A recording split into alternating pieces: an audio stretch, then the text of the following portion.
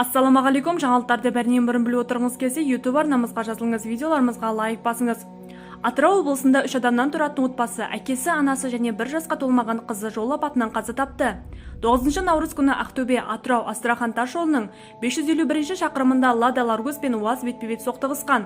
1990 жылы туған жүргізуші оқиға орнында көз жұмды, және 1994 жылы және 2022 жылда туылған жолаушылар Лада Ларгус көлігінен қаза тапты. УАЗ көлігінің 3 жолаушысы жарақаттан ауруханаға жеткізілді. Аурума, Диана ханымның ерсі қылығы халықты тағы да ашуландырды. Аты шулы Қосылайық жобасының жүргізушісі Диана Скатова тағы да әлеуметтік желі қолданушыларының сыңына қалды, деп хабарлайды Экспресс. Шоу жүргізушісі Диана ханымның біреуге пародия жасап күлген әрекеті желі оқырмандарына ерсі көрінген сияқты.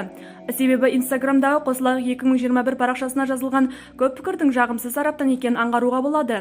Осылар әдейі істейді, өзінше қылықтарын көрсеткені ғой, жараспайды. Аурума деп қалдым ғой, немене қуып отыр. Диана ханым деген сайын жараспайды қылықтары. Түкте тәрбие жоқ екен, тума ауру барма еді. Сорлы ханым дейтін кім ол, дейді желі қолданушылары.